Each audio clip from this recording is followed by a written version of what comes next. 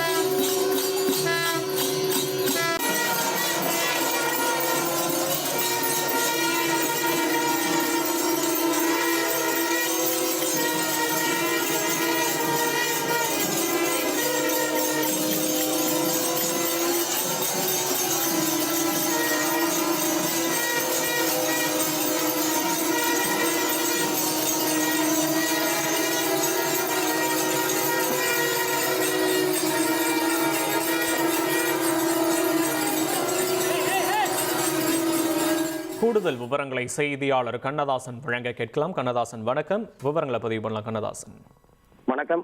உலக பிரசித்தி பெற்ற சிதம்பரம் நடராஜர் கோவிலில் ஆணி திருமஞ்சன குடியேற்ற விழா மிக விமர்சையாக தொடங்கியது. நடராஜர் கோவில் சிற்சபைக்கு எதிரே உள்ள கொடிமரத்தில் சிவவாத்தியங்கள் மற்றும் வேத மந்திரங்கள் முழங்க கொடிமரத்தில் உச்சவாச்சர் சிவ கைலாஷ் தீட்சிதர் கொடியேற்றி வைத்தார். இன்று துவங்கிய ஆணி திருமஞ்சன விழா வருகின்ற 10 நாட்களுக்கு நடைபெற உள்ளது. குறிப்பாக முக்கிய விழாவான தேரோட்டம் ஜூலை 1ஆம் தேதியும் தரிசன விழா 2ஆம் தேதியும் நடைபெறுகிறது.